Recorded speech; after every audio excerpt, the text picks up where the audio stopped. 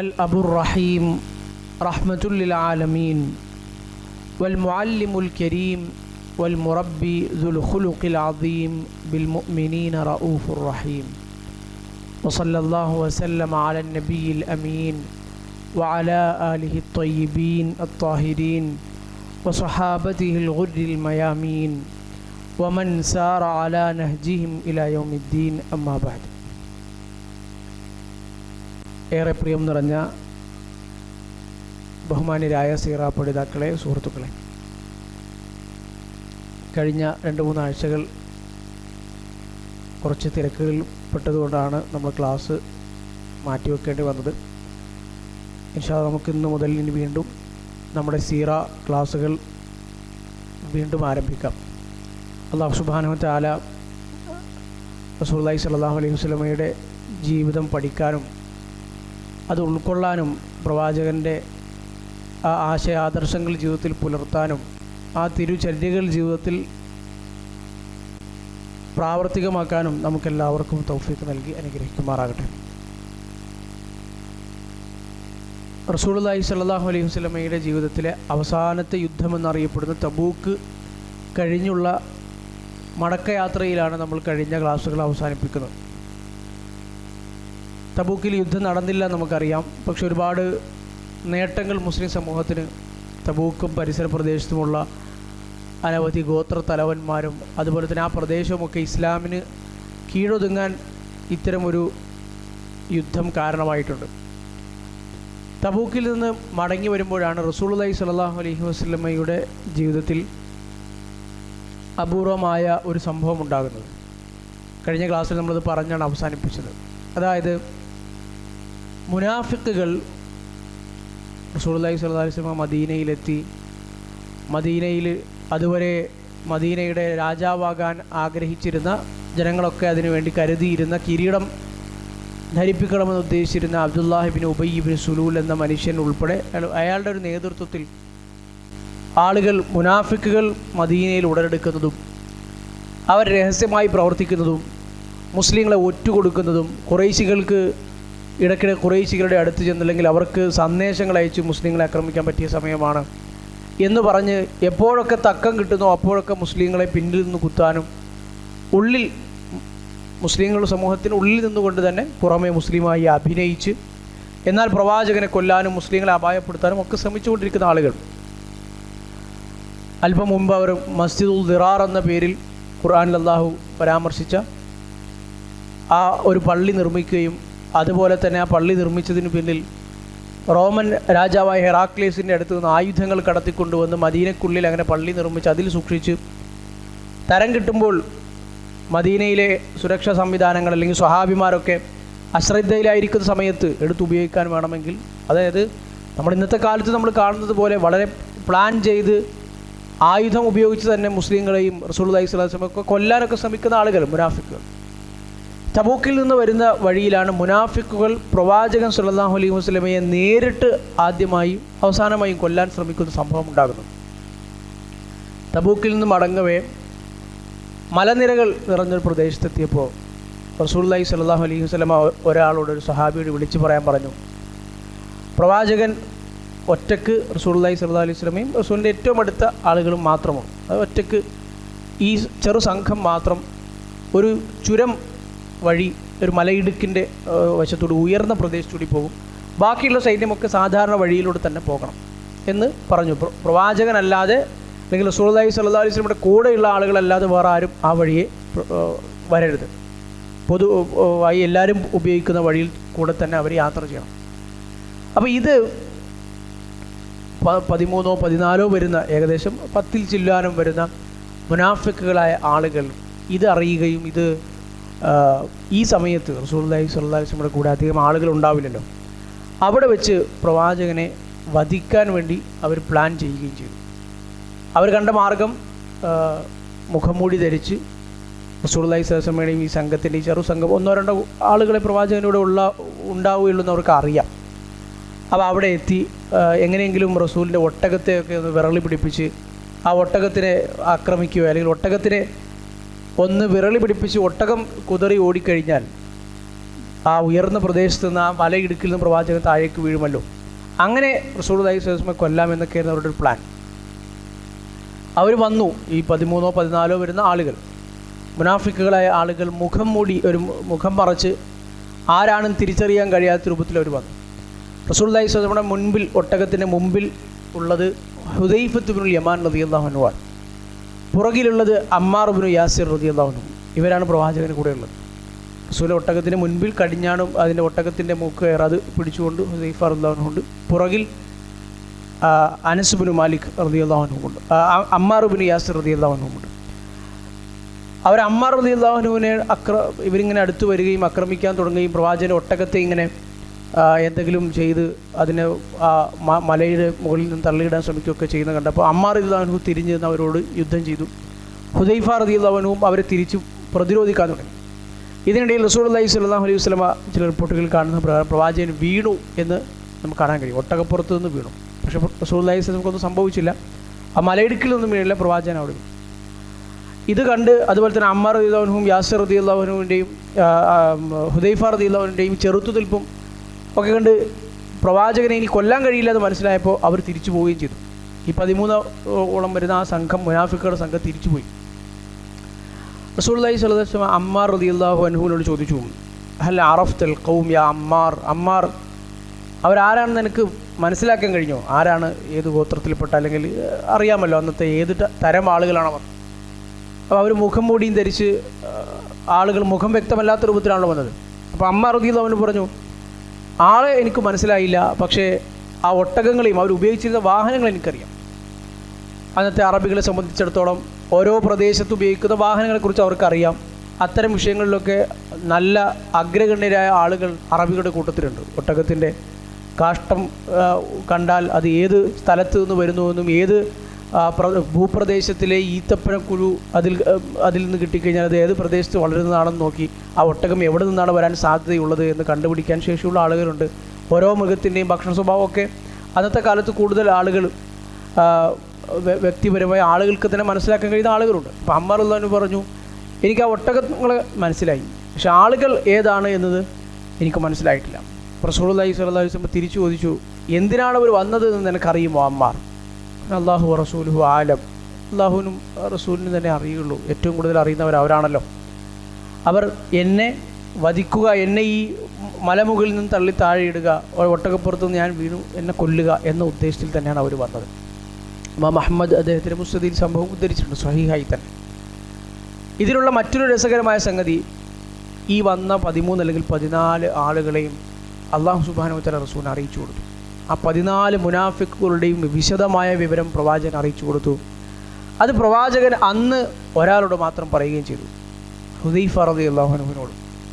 ഹുദൈഫത്ത് ഇബ്നുൽ യമാൻ റളിയല്ലാഹു അൻഹു, അദ്ദേഹത്തിൻ്റെ ജീവിതം ഒരുപാട് അസാധാരണതകൾ നിറഞ്ഞ ജീവിതമാണ് ഹുദൈഫ റളിയല്ലാഹു അൻഹു. റസൂലുള്ളാഹി സ്വല്ലല്ലാഹു അലൈഹി വസല്ലമയിൽ നിന്ന് ഒരുപാട് സാധാരണ ഒരു സ്വഹാബിമാർക്ക് കിട്ടാത്ത കുറേ അറിവുകൾ കിട്ടിയ ഒരാളാണ്. അതുപോലെ തന്നെ പ്രവാചകൻ്റെ രഹസ്യ സൂക്ഷിപ്പുകാരൻ എന്നറിയപ്പെട്ട പല രഹസ്യങ്ങളും പ്രവാചകൻ അറിയിച്ച ആൾ കൂടിയാണ് ഹുദൈഫത്ത് ഇബ്നുൽ യമാൻ റളിയല്ലാഹു അൻഹു. അതിൽപ്പെട്ട പ്രധാനപ്പെട്ട ഒന്നാണ് മുനാഫിക്കുകളെ സംബന്ധിച്ചുള്ള വിവരം. അന്ന് അദ്ദേഹത്തെ ഹുദൈഫ റളിയല്ലാഹു അൻഹു മാത്രം പറഞ്ഞ ആ മുനാഫിക്കുകളുടെ പേരുകൾ, ആരാണ്, കൃത്യമായി അവരുടെ പേര്, അവരാരാണെന്ന് കൃത്യമായി വഹീൻ്റെ അടിസ്ഥാനത്തിൽ സല്ലല്ലാഹു അലൈഹി വസല്ലം അദ്ദേഹത്തിന് പറഞ്ഞു കൊടുത്തു. മരണം വരെ ഒരാളോടും അദ്ദേഹത്തെ പറഞ്ഞതുമില്ല. ഹുദൈഫത്ത് ഇബ്നുൽ യമാൻ റളിയല്ലാഹു അൻഹു റസൂലിൻ്റെ ആ രഹസ്യം പ്രവാചകൻ അദ്ദേഹത്തോട് മാത്രം പറഞ്ഞ രഹസ്യം ഈ ഭൂമുഖത്ത് വേറൊരാളോടും ഒരു സ്വഹാബിക്കും അതറിയില്ല. അത് മരണം വരെ അദ്ദേഹം രഹസ്യമായി തന്നെ കാത്തുസൂക്ഷിക്കുകയും ചെയ്തു. അതുകൊണ്ട് തന്നെ പിൽക്കാലത്ത് നമ്മൾ ഒരുപക്ഷെ കേട്ടിട്ടുണ്ടാവും, ഉമർ ഇബ്നു ഖത്താബ് റളിയല്ലാഹു അൻഹു അദ്ദേഹത്തോട് ചോദിക്കുമായിരുന്നു, മുനാഫിക്കുകളുടെ ലിസ്റ്റിൽ താങ്കളോട് റസൂൽ പറഞ്ഞ ആ ലിസ്റ്റിൽ ഞാൻ അങ്ങനെ ഉണ്ടോ? അതുപോലെ തന്നെ ഉമർ റളിയല്ലാഹു അൻഹു ഖലീഫയായിരുന്നപ്പോൾ അദ്ദേഹം ആരെങ്കിലും മരിച്ചാൽ, മുസ്ലിമായി അറിയപ്പെടുന്ന ആളുകളുണ്ടെങ്കിൽ ആരെങ്കിലും മരിച്ചാൽ അദ്ദേഹം ആദ്യം നോക്കുന്നത് ഹുദൈഫ റളിയല്ലാഹു അൻഹു നിസ്കാരത്തിൽ, ജനാസ നിസ്കാരത്തിൽ ഉണ്ടോ എന്നാണ്. കാരണം ഒരു മുനാഫിക്ക് ആണെങ്കിൽ ഹുദൈഫ റളിയല്ലാഹു അൻഹു ഉണ്ടാവില്ല. അതങ്ങനെ തന്നെ നമുക്ക് ചരിത്രത്തിൽ കാണാൻ കഴിയും. ഹുദൈഫ റളിയല്ലാഹു അൻഹു ആ ജനാസയിൽ ഉണ്ടെന്ന് കണ്ടാൽ ഉമർ റളിയല്ലാഹു അൻഹു ജനാസ നിസ്കരിക്കും, ഇല്ലെങ്കിൽ ഉമർ റളിയല്ലാഹു അൻഹു നിസ്കരിക്കില്ല. അപ്പോൾ ഹുദൈഫ റളിയല്ലാഹു അൻഹു സാന്ദർഭികമായി സൂചിപ്പിക്കുകയാണെങ്കിൽ ഇതുപോലെ ഒരുപാട് കാര്യങ്ങൾ റസൂലുള്ളാഹി സ്വല്ലല്ലാഹു അലൈഹി വസല്ലമയിൽ നിന്ന് അറിയാൻ ഭാഗ്യം ലഭിച്ച പ്രവാചകൻ്റെ വലിയ വിശ്വസ്തനായ ഒരു മനുഷ്യനായിരുന്നു ഹുദൈഫ റളിയല്ലാഹു അൻഹു. അദ്ദേഹം തന്നെ പറയുന്ന വേറൊരു ഹദീസ്, ഈ ഒരു സന്ദർഭത്തിൽ ചരിത്രത്തിലുള്ളതല്ല, യോജിക്കുന്നതല്ല, അദ്ദേഹത്തിൻ്റെ ജീവിതത്തിൽ സാന്ദർഭികമായി അദ്ദേഹത്തെക്കുറിച്ച് അറിയണമെന്ന് കൂടുതൽ ആഗ്രഹമുള്ളവർക്ക് വേണ്ടി സൂചിപ്പിക്കാവുന്ന ഒരു ഹദീസ്. അദ്ദേഹം തന്നെ പറയുന്നൊരു ഹദീസ്, റസൂലുള്ളാഹി സ്വല്ലല്ലാഹു അലൈഹി വസല്ലമയോട് അദ്ദേഹം ചോദിച്ചിരുന്ന സംശയങ്ങൾ. അദ്ദേഹം പറയാണ്, കാന അന്നാസു യസ്അലൂന റസൂലുള്ളാഹി സ്വല്ലല്ലാഹു അലൈഹി വസല്ലം അനിൽ ഖൈർ. സ്വഹാബിമാരൊക്കെ റസൂലുള്ളാഹി സ്വല്ലല്ലാഹു അലൈഹി വസല്ലമയുടെ ഖൈറിനെ കുറിച്ചായിരുന്നു ചോദിച്ചിരുന്നത്. നന്മ, നല്ല കാര്യങ്ങൾ, എങ്ങനെ സ്വർഗ്ഗത്തിലെത്താം, ഒരുപാട് കാര്യം. വകുന്തു അസ്അലുഹു അനി ശർ. എന്നാൽ ഞാൻ ചോദിച്ചിരുന്നത് ഷർറുകളെക്കുറിച്ചായിരുന്നു, തിന്മകളെക്കുറിച്ച്. ഈ നന്മകൾ മാത്രം മനസ്സിലാക്കിയാൽ പോരാ, തിന്മകളെക്കുറിച്ചുള്ള അറിവും വേണം എന്ന് പറയുമ്പോഴൊക്കെ പണ്ഡിതന്മാർ ഉദ്ധരിക്കാറുള്ള, തെളിവായി ഉദ്ധരിക്കാറുള്ള ഹദീസാണ്. അദ്ദേഹം പറയാം, മഹാഫത്ത് അയ്യുദ്ധരിക്കണി, കാരണം അതെന്നെ ബാധിക്കാൻ പാടില്ലല്ലോ. അതുകൊണ്ട് തന്നെ ഈ അന്ത്യനാളുമായി ബന്ധപ്പെട്ട ചില ഫിത്നകളുടെ ഹദീസുകൾ, പല സംഭവങ്ങൾ, അന്ത്യനാളിൻ്റെ അടയാളങ്ങൾ, അല്ലെങ്കിൽ പിന്നെ പിൽക്കാലത്ത് പ്രവാചകൻ്റെ വഫാത്തിന് ശേഷം ഉണ്ടാകുമെന്ന് പ്രവാചകൻ പ്രവചിച്ച കുറേ ആശയക്കുഴപ്പങ്ങൾ, ഫിത്നകൾ, ഇതിനെക്കുറിച്ചുള്ള പല ഹദീസുകളും ഉദ്ധരിക്കുന്നത് ഹുദൈഫ റളിയല്ലാഹു അൻഹുവാണ്. കാരണം അതാണ് അദ്ദേഹത്തിൻ്റെ ഒരു ചോദിച്ച് മനസ്സിലാക്കി, പ്രവാചകനോട് പ്രത്യേകം അദ്ദേഹം ചോദിച്ച് മനസ്സിലാക്കിയിരുന്നു. അങ്ങനെ നിരവധി സന്ദർഭങ്ങൾ അദ്ദേഹവും റസൂലുള്ളാഹി സ്വല്ലല്ലാഹു അലൈഹി വസല്ലമയും തമ്മിലുണ്ട്. അഹ്സാബ്, ഖന്തഖ് യുദ്ധത്തിൽ നമ്മൾ പരാമർശിച്ചിരുന്നു. ഖന്തഖ് യുദ്ധത്തിൽ എല്ലാവരും വളരെ അതിശൈത്യം നിറഞ്ഞ ആ രാത്രിയിൽ റസൂലുള്ളാഹി സ്വല്ലല്ലാഹു അലൈഹി വസല്ലം അപ്പുറത്തെ ക്യാമ്പിലേക്ക് പോയി. അബൂ സുഫിയാൻ ഉൾക്കൊള്ളുന്ന അപ്പുറത്തെ ക്യാമ്പിൽ 10,000-ഓളം വരുന്ന സൈന്യത്തിൽ ആ കിടങ്ങ് മുറിച്ച് കിടന്ന് അപ്പുറത്ത് ചെന്ന് അവരുടെ ക്യാമ്പിൽ രഹസ്യ വിവരങ്ങൾ അറിഞ്ഞു വരാൻ നിയോഗിക്കുന്നത് ഹുദൈഫ റളിയല്ലാഹു അൻഹുവിനാണ്. അങ്ങനെ ഒരുപാട് സന്ദർഭങ്ങൾ അദ്ദേഹത്തിൻ്റെ ജീവിതത്തിൽ ഉണ്ടായിട്ടുണ്ട്. അദ്ദേഹത്തിൻ്റെ ഉപ്പയും സ്വഹാബിയാണ്, ഹുദൈഫത്ത് ഇബ്നുൽ യമാൻ റളിയല്ലാഹു അൻഹു. അങ്ങനെ റസൂലുള്ളാഹി സ്വല്ലല്ലാഹു അലൈഹി വസല്ലമ തബൂക്കിൽ നിന്ന് തിരിച്ചു വരുമ്പോഴുണ്ടായ സംഭവമാണിത്. തിരിച്ചു പ്രവാചകൻ സ്വല്ലല്ലാഹു അലൈഹി വസല്ലമ മദീനയിലെത്താറായി. വാദിൽ ഖുറ എന്ന് പറയുന്ന സ്ഥലത്തെത്തിയപ്പോൾ മദീനയുടെ അടുത്ത് ഉഹദ് മലയും ഒക്കെ കാണാൻ കഴിയുന്ന, അതിൻ്റെയൊക്കെ മദീനയുടെ അടുത്ത് എത്താറാകുന്ന സ്ഥലം. അവിടെ എത്തിയപ്പോൾ റസൂലുള്ളാഹി സ്വല്ലല്ലാഹു അലൈഹി വസല്ലമ സ്പീഡ് കൂട്ടി മദീനയിലേക്ക് പെട്ടെന്ന് എത്താൻ വേണ്ടി. എന്നിട്ട് മദീനയുടെ അടുത്ത് എത്താറായി. മദീന ഇങ്ങനെ ദൂരെ നിന്ന് കണ്ടപ്പോൾ പ്രവാചകൻ പറഞ്ഞു, ഹാദിഹി ത്വാബ, ഇത് ത്വാബയാണ്, മദീനയുടെ ഒരു പേരാണ്. ആ പേര് വരാനുള്ള കാരണം പ്രവാചകൻ ആ പേര് പറഞ്ഞു എന്നതുകൊണ്ടാണ്. ത്വാബ അല്ലെങ്കിൽ ത്വയ്യിബ, പരിശുദ്ധമായ സ്ഥലം എന്നൊക്കെ അർത്ഥം വരുന്ന ത്വയ്യിബ് എന്ന വാക്ക് നമുക്കെല്ലാവർക്കും അറിയാവുന്നു. ആ അർത്ഥത്തിൻ്റെ വിവിധ വകഭേദങ്ങളായ പേരുകൾ പ്രവാചകൻ മദീനയ്ക്ക് കൊടുത്തിട്ടുണ്ട്. അതിലൊന്നാണ് ത്വാബ. അതുപോലെ തന്നെ ഉഹദ് മല കണ്ടപ്പോൾ റസൂലുള്ളാഹി സ്വല്ലല്ലാഹു അലൈഹി വസല്ലം പറഞ്ഞു, ഹാദാ ജുബൈലുൻ യുഹിബ്ബുനാ വ നുഹിബ്ബുഹു, അല്ലെങ്കിൽ ഹാദാ ജബലുൻ വ യുഹിബ്ബുനാ വ നുഹിബ്ബുഹു. ഉഹദ് മല, ഇത് ഒന്നുകിൽ ജബൽ അല്ലെങ്കിൽ ജുബൈൽ, ഇതൊരു ചെറിയ മല.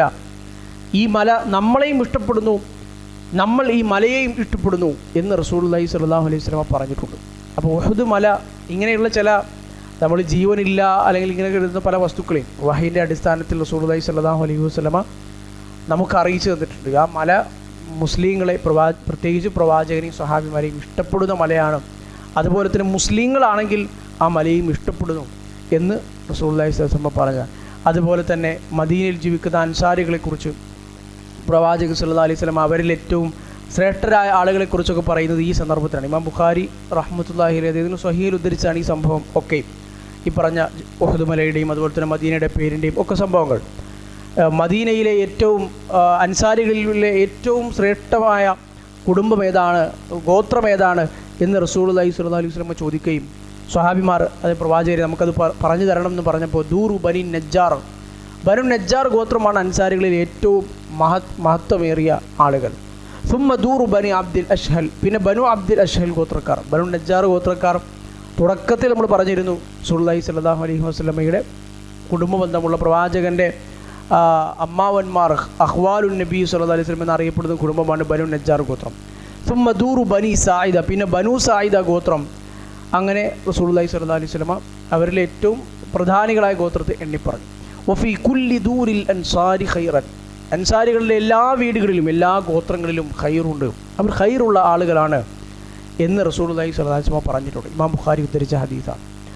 അതുപോലെ തന്നെ മറ്റു പല സന്ദർഭങ്ങളിൽ മുൻപും നമ്മൾ അൻസാരികളെക്കുറിച്ച് പറഞ്ഞപ്പോൾ അൻസാരികളുടെ ഫضലുകൾ, മഹത്വങ്ങൾ വിവരിക്കുന്ന ഹദീസുകൾ പറഞ്ഞതുകൊണ്ട് വീണ്ടും ഇവിടെ ആവർത്തിക്കുന്നില്ല.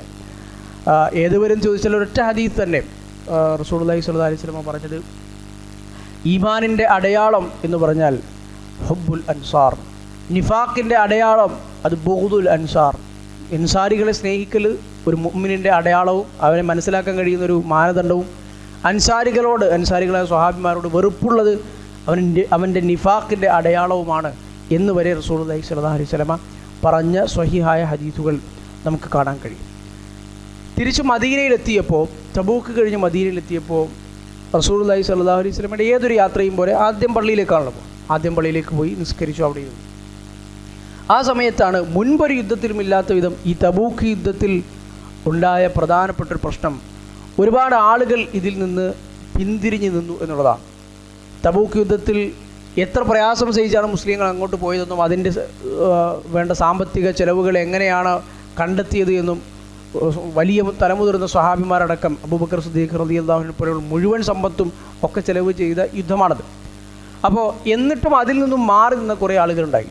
പ്രധാനപ്പെട്ട ഏറ്റവും ബഹുഭൂരിഭാഗവും മുനാഫിക്കുകളായിരുന്നു. എന്നാൽ ചില കാരണങ്ങൾ കൊണ്ട് മാറി നിന്ന ആളുകളുണ്ടായിരുന്നു. ഒരു കാരണവുമില്ലാതെ മാറി നിന്ന നല്ല മുഅ്മിനീങ്ങളായ സ്വഹാബിമാർ തന്നെയും ഉണ്ടായിരുന്നു. അപ്പോൾ ഇവരൊക്കെ റസൂലുള്ളാഹി സ്വല്ലല്ലാഹു അലൈഹി വസല്ലം അടുത്തേക്ക് വരാൻ തുടങ്ങി. ഈ സംഭവം വളരെ വിശദമായി അതിൽപ്പെട്ട കഅബ് ഇബ്നു മാലിക് റളിയല്ലാഹു അൻഹു ഉദ്ധരിക്കുന്ന ഹദീസ് നമുക്ക് കാണാൻ കഴിയും. കാരണത്തോടു കൂടി നമ്മൾ തബൂക്ക് യുദ്ധത്തിൻ്റെ തുടക്കം പറഞ്ഞിരുന്നു, ചില കാരണങ്ങൾ കൊണ്ട്, മതിയായ കാരണങ്ങൾ കൊണ്ട് അവിടെ നിന്ന് ആളുകളും ഉണ്ടായിരുന്നു. അതിനെക്കുറിച്ചാണ് അനസ് റളിയല്ലാഹു അൻഹു ഉദ്ധരിക്കുന്ന ഹദീസ് നമുക്ക് കാണാൻ കഴിയും. യാത്രക്കിടയിൽ റസൂലുള്ളാഹി സ്വല്ലല്ലാഹു അലൈഹി വസല്ലമ പറഞ്ഞതായി അദ്ദേഹം കേട്ടതായി അദ്ദേഹം ഉദ്ധരിക്കുകയാണ്. ഇമാം ബുഖാരി ഉദ്ധരിച്ച ഹദീസ്, ഇന്ന അഖ്വാമൻ ബിൽ മദീന ഖൽഫന മാ സലക്ന ശിഅബൻ വല വാദിയൻ ഇല്ലാ വഹും മഅനാ ഫീഹി. നമ്മൾ ഇപ്പോൾ ഇങ്ങനെ യുദ്ധത്തിൽ യാത്ര ചെയ്യുമ്പോൾ കുറേ ആളുകൾ നമ്മുടെ പുറകിൽ വരാൻ കഴിയാതെ മദീനയിൽ തന്നെ തുടരുന്ന കുറേ ആളുകളുണ്ട്. മാ സലക്ന ശിഅബൻ വല വാദിയൻ ഇല്ലാ വഹും മഅനാ ഫീഹി. നമ്മൾ ഏതൊരു താഴ്വരയിൽ പ്രവേശിച്ചാലും, ഏതൊരു മലയിടുക്കിൽ ചെന്നാലും, മരഞ്ചെരുവിൽ ചെന്നാലും, നമ്മൾ എവിടെ ചെന്നാലും നമ്മുടെ ഒക്കെ അതേ പ്രതിഫലവും അവർ നമ്മളെ കൂടെ ഉള്ളതുപോലെ തന്നെ ആ പ്രതിഫലത്തിൽ ഭാഗവാക്കാകാൻ കഴിയുന്ന കുറേ ആളുകൾ മദീനയിലുണ്ട്. അവർ നമ്മളോട് വന്നിട്ടില്ല.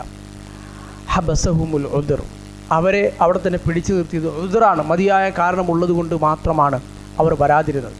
ഈ സംഭവത്തിൽ നിന്ന് നമുക്ക് നീയത്തിൻ്റെ ഏറ്റവും വലിയ പ്രാധാന്യം മനസ്സിലാക്കാം. വലിയ ഒരു ദൗത്യത്തിന് പ്രവാചകൻ ഇറങ്ങി പുറപ്പെടുന്നു, അതിൽ മതിയായ കാരണം കൊണ്ട്, അല്ലെങ്കിൽ നമ്മുടെ തന്നെ പ്രവർത്തനങ്ങളിൽ നമ്മുടെ നീയത്ത് എത്രത്തോളം പ്രധാനമാണ് എന്നതിനെ സൂചിപ്പിക്കുന്ന ഒരു ഹദീസ് കൂടിയാണിത്. നമുക്കൊരു നല്ല നീയത്തുണ്ട്, ഒരു കാര്യം ചെയ്യാൻ നമുക്ക് നല്ല അതിയായ ആഗ്രഹമുണ്ട്, എല്ലാ സൗകര്യങ്ങളും കാര്യങ്ങളും ഉണ്ട്. പക്ഷേ എന്തെങ്കിലും ഒരു മതിയായ കാരണം വന്നു നമുക്കത് ചെയ്യാൻ കഴിഞ്ഞില്ല എങ്കിൽ അതിന് പ്രതിഫലമുണ്ട്.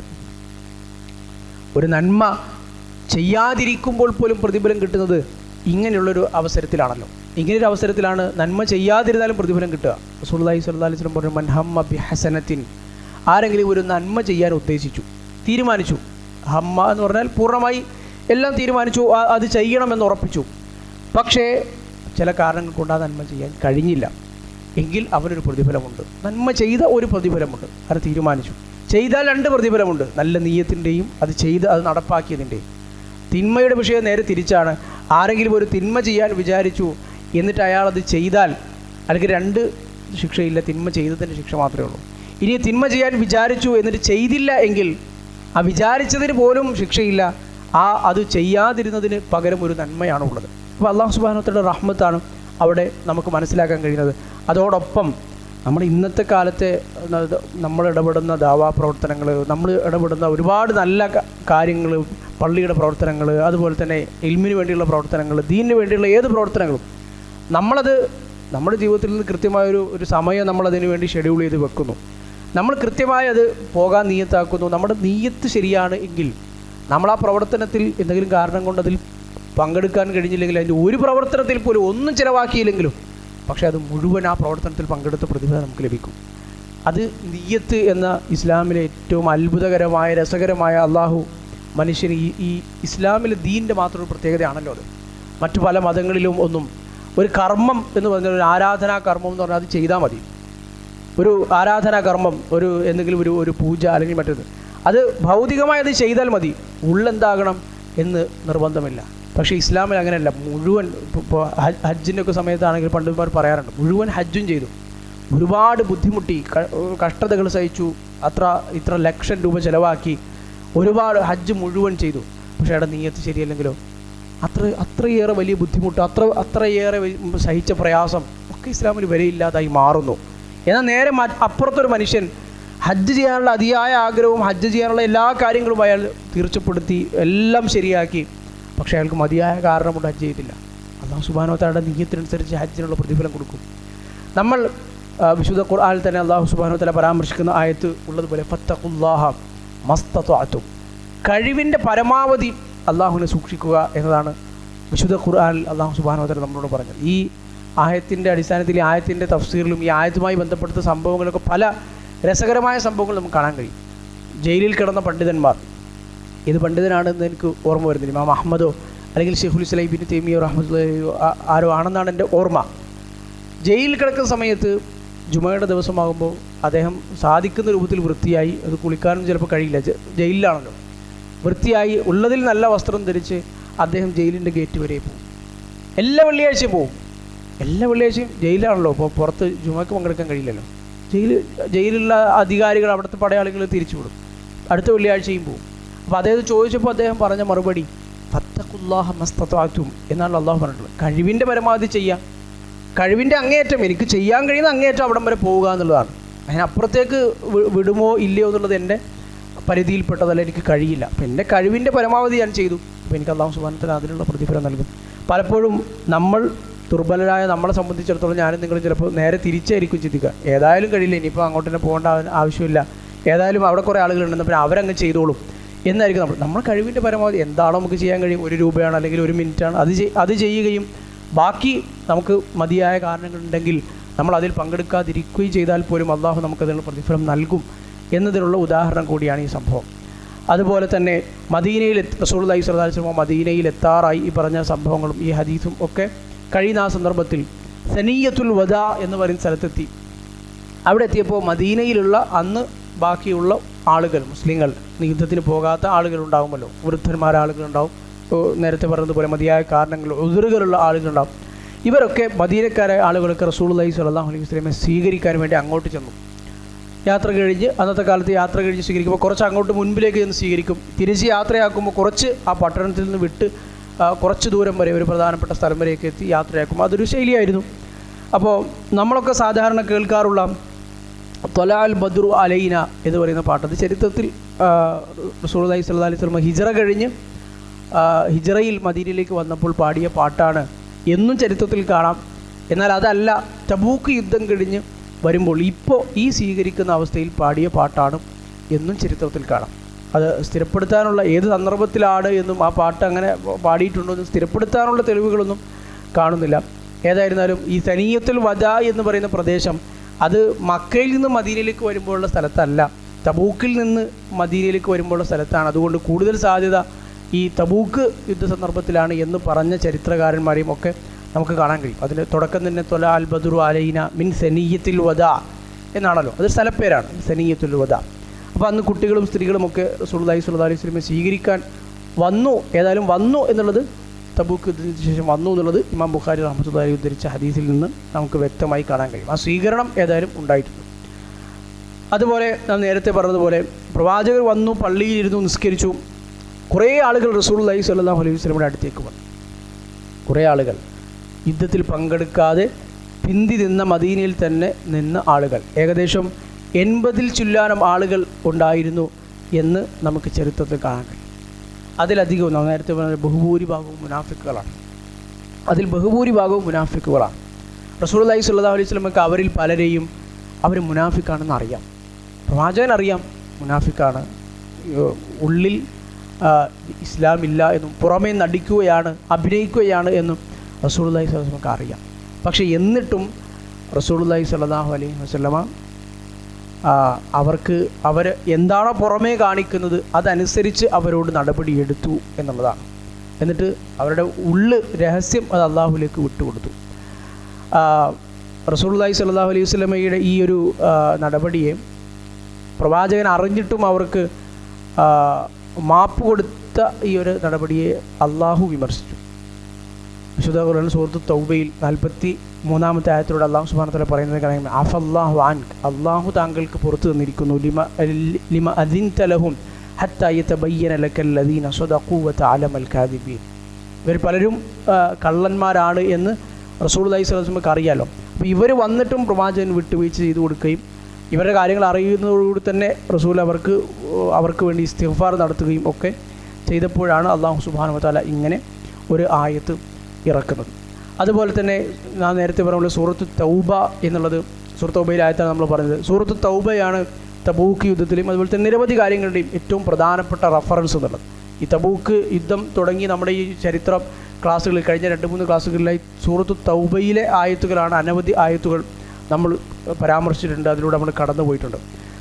സൂറത്ത് തൗബയിൽ തബൂക്ക് യുദ്ധത്തെക്കുറിച്ചും തബൂക്കിന് പോകുമ്പോൾ ഉണ്ടാകുന്ന സംഭവം, അതുമായി ബന്ധപ്പെട്ട ആയത്തുകൾ, തിരിച്ചു വരുമ്പോൾ ഉണ്ടാകുന്ന യാത്രയിലുണ്ടാകുന്നതുമായി ബന്ധപ്പെട്ട ആയത്തുകൾ, മദീനയിലെത്തിയതിന് ശേഷം ഈ പറഞ്ഞ മുനാഫിക്കുകളൊക്കെ പ്രവാചകനെ അടുത്ത് വരുന്ന ആയത്തുകൾ, അതുപോലെ തന്നെ മസ്ജിദുൽ ദിറാറിനെ കുറിച്ചുള്ള ആയത്ത്, ഇതൊക്കെയും സൂറത്ത് തൗബയിലാണ് ഉള്ളത്. അപ്പോൾ സൂറത്ത് തൗബ പഠിച്ചു കഴിഞ്ഞാൽ ഈ പറഞ്ഞ ഈ പ്രവാചകൻ്റെ ജീവിതത്തിലെ അവസാന കാലഘട്ടത്തിലെ വിശദമായ ചരിത്രവും സന്ദർഭവും ഒക്കെ വ്യക്തമായി നമുക്ക് മനസ്സിലാക്കാൻ കഴിയും.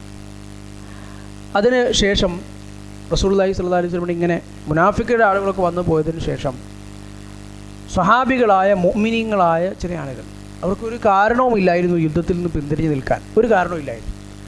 അവരൊക്കെയും റസൂലുള്ളാഹി സ്വല്ലല്ലാഹു അലൈഹി വസല്ലം അടുത്തേക്ക് വന്നു. അവർ പലരും പല രൂപത്തിലാണ് പ്രവാചകൻ്റെ അടുത്തേക്ക് വന്നത്.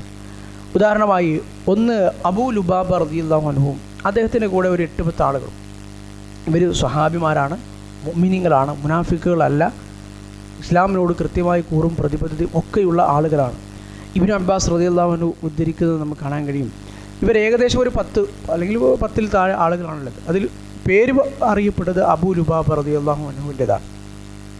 ഇവരെന്താണ് ചെയ്തതെന്ന് വെച്ചാൽ, ഇവർ നേരെ വന്ന് മസ്ജിദുൻ നബവിയിൽ റസൂലുള്ളാഹി സ്വല്ലല്ലാഹു അലൈഹി വസല്ലമയുടെ പള്ളിയിൽ ആ തൂണുകളിൽ സ്വയം കെട്ടിയിട്ടു. ഈ 10 ആൾ അബൂ ലുബാബ റളിയല്ലാഹു അൻഹുവിൻ്റെ സംഭവമാണ്. അദ്ദേഹത്തിൻ്റെ പേര് അറിയപ്പെട്ടതുകൊണ്ട് അങ്ങനെയാണിത് ഈ സംഭവം കൂടുതൽ അറിയപ്പെടുന്നത്. ചില റിപ്പോർട്ടുകളിൽ അദ്ദേഹവും വേറെ 7 പേരുമാണ്, ഏകദേശം ഒരു 10-ൽ താഴെ വരുന്ന ആളുകൾ. റസൂലുള്ളാഹി സ്വല്ലല്ലാഹു അലൈഹി വസല്ലമ പള്ളിയിലേക്ക്, വീട്ടിൽ നിന്നിറങ്ങി പള്ളിയിലേക്ക് പോകുന്ന വഴിയിലുള്ള പ്രവാചകൻ കാണുന്ന ആ തൂണുകളിലാണ് അവർ സ്വയം അവരെ ബന്ധിച്ചിട്ടത്. സ്വയം അവർ ബന്ധിക്കും. നിസ്കാരത്തിൻ്റെ സമയമാകുമ്പം ആളുകളെ അവർ ഏൽപ്പിച്ചിട്ടുണ്ടായിരുന്നു. ആ സമയത്ത് കെട്ടഴിച്ച് നിസ്കരിച്ചു. പിന്നെ വീണ്ടും അവർ സ്വയം കെട്ടിയിടും. റസൂലുള്ളാഹി സ്വല്ലല്ലാഹു അലൈഹി വസല്ലമ കാണാൻ വേണ്ടി പ്രവാചകൻ്റെ മുമ്പിലാണ് സ്വയം അവരുടെ ജീവിതത്തിൽ പറ്റിപ്പോയ അബദ്ധം, ആ തെറ്റിനെ അവർ അംഗീകരിക്കുകയും അതിന് ശിക്ഷ ഏറ്റുവാങ്ങാൻ റസൂൽ കാണുക തന്നെ പ്രവാചകന് മുമ്പിൽ തന്നെയുള്ള, പ്രവാചകൻ നടന്നു പോകുന്ന ആ വഴിയിൽ തന്നെയുള്ള തൂണുകളിൽ അവർ സ്വയം എന്താണ് ഈ വിഷയത്തിലുള്ള തീരുമാനം അത് ഏറ്റെടുക്കാൻ തയ്യാറായി അവർ സ്വയം ബന്ധനസ്ഥരായി നിൽക്കുകയാണ്. അപ്പോൾ റസൂലുള്ളാഹി സ്വല്ലല്ലാഹു അലൈഹി വസല്ലം ചോദിച്ചു, മൻ ഹൗലാഇൽ മുസഖൂന ബിസ്സവാരി, ആരാ ഈ തൂണുകളിലൊക്കെ ഇങ്ങനെ കെട്ടി ഇട്ടിരിക്കുന്ന ഈ വല്ല തടവ് പുള്ളികളാണോ, ആരാണ് ഇവർ? അപ്പോൾ സ്വഹാബിമാർ പറഞ്ഞു, ഇത് അബൂ ലുബാബയും അതുപോലെ തന്നെ അദ്ദേഹത്തിൻ്റെ കൂടെയുള്ള ആളുകളും. അവർ തബൂക്കിലേക്ക് വന്നിട്ടില്ല. തബൂക്കിൽ നിന്ന് ഒരു കാരണവുമില്ലാതെ പിന്തിരിഞ്ഞു നിന്ന ആളുകളാണ് അവർ. അവരിപ്പോൾ സത്യം ചെയ്തിരിക്കുന്നത് അവർ ഈ വിഷയത്തിലൊരു തീരുമാനമുണ്ടാകുന്നത് വരെ അവർ സ്വയം ഈ ബന്ധനത്തിൽ തന്നെ തുടരും എന്നാണ്. അപ്പോൾ റസൂലുള്ളാഹി സ്വല്ലല്ലാഹു അലൈഹി വസല്ലം പറഞ്ഞു, വഅന ഉഖ്സിമു ബില്ലാഹ്, ഞാനും അള്ളാഹുവിനെ കൊണ്ട് സത്യം ചെയ്യുന്നു, അള്ളാഹു അവരുടെ വിഷയത്തിൽ ഒരു തീരുമാനമുണ്ടാക്കുന്നവരെ, അവരെ സ്വതന്ത്രരാക്കുന്നതുവരെ ഞാൻ അവരെ അഴിച്ചുവിടില്ല. അപ്പോൾ ഇത് കേട്ടപ്പോൾ അവരും അബൂ ലുബാബ റളിയല്ലാഹു അൻഹു പറഞ്ഞു, വനഹ്നു ലാ നുത്ലിഖു അൻഫുസന, ഞങ്ങളും സ്വയം ഈ ബന്ധനത്തിൽ നിന്ന് ഞങ്ങളും ഒരിക്കലും ഞങ്ങളെ അഴിക്കില്ല. അള്ളാഹു നമ്മളെ ഇതിൽ നിന്ന് ഇതിൻ്റെ ഒരു പരിഹാരം നിർദ്ദേശിക്കുന്നു വരെ. അങ്ങനെ സൂറത്ത് തൗബയിൽ തന്നെ ആയത്ത് ഇവരുടെ വിഷയത്തിൽ അല്ലാഹു സുബ്ഹാനഹു വ തആല ഇറക്കുകയും വആഖറൂന അതറഫു ബിദുനൂബിഹിം ഖലതു അമലൻ സാലിഹൻ വആഖറ സയ്യിഅ അസല്ലാഹു അൻ യതൂബ അലൈഹിം, ചില ആളുകൾ, മറ്റു ചില ആളുകൾ സ്വന്തം തെറ്റുകളെ, തിന്മകളെ സ്വയം അംഗീകരിക്കുകയും അതിന് ശിക്ഷ ഏറ്റുവാങ്ങാൻ വൈകുകയും എന്നാൽ സൽക്കർമ്മങ്ങളൊക്കെ ചെയ്യുന്ന, അതും കൂട്ടിക്കലർത്തുകയും ചെയ്ത ആളുകൾ, സൽക്കർമ്മങ്ങളും ദുഷ്കർമ്മങ്ങളും കൂട്ടിക്കലർത്തുകയും ചെയ്ത ആളുകൾ. അസല്ലാഹു അൻ യതൂബ അലൈഹിം, അല്ലാഹു സുബ്ഹാനഹു വ തആല അവർക്ക് പുറത്തു കൊടുത്തേക്കാം എന്ന ഈ ഒരു ആയത്തിലൂടെ ഈ റസൂലുള്ളാഹി സ്വല്ലല്ലാഹു അലൈഹി വസല്ലമക്ക് അവതരിപ്പിച്ചപ്പോൾ അവരുടെ വിഷയത്തിൽ അള്ളാഹു അവർക്ക് വിട്ടുവീഴ്ച ചെയ്ത് കൊടുത്തു, പുറത്തു കൊടുത്തു എന്ന് റസൂലുള്ളാഹി സ്വല്ലല്ലാഹു അലൈഹി വസല്ലമക്ക് മനസ്സിലായി. അള്ളാഹു പുറത്തു കൊടുത്തേക്കാം എന്ന് പറയുന്ന വാചകങ്ങൾ, ഈ അസ എന്ന് പറയുന്ന അറബിയിലെ വാക്ക് കൊടുത്തേക്കാം എന്നതിനെ സൂചിപ്പിക്കുന്നൊരു വാക്കാണ്. പക്ഷേ ഈ ആയത്തിനെ മുൻനിർത്തിക്കൊണ്ട് പണ്ഡിതന്മാർ പറഞ്ഞു, അള്ളാഹു പുറത്തു കൊടുത്തേക്കാം എന്ന് പറഞ്ഞാൽ പിന്നെ പുറത്തു കൊടുത്തു എന്നാണ് അവിടെയുള്ള അർത്ഥം. അത് സൂചിപ്പിക്കുന്നത് പണ്ഡിതന്മാർ ഇതിൻ്റെ തഫ്സീൽ സൂചിപ്പിക്കുന്നത് കാണാൻ കഴിയും. അഥവാ അവർക്ക് പുറത്തു കൊടുത്തു എന്ന് തന്നെയാണ് അതിനർത്ഥം. അത് റസൂലുള്ളാഹി സ്വല്ലല്ലാഹു അലൈഹി വസല്ലം കാരണം എന്ത് ചെയ്തു?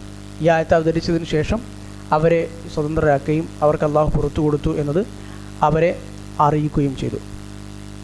അതുപോലെ തന്നെ ഈ അബൂ ലുബാബ റളിയല്ലാഹു അൻഹുവിൻ്റെയും ഈ 10 താഴെയുള്ള ആളുകളുടെയും വിഷയത്തിൽ ഇതാണ് ഉണ്ടായത്. അവർ കുറച്ച് ദിവസം സ്വയം തന്നെ തടവിൽ തീർത്ത ഈ തൂണിൽ കെട്ടിയിട്ട് ഈ ആയത്തിറങ്ങിയതിലൂടെ അവരുടെ കാര്യം കഴിഞ്ഞു.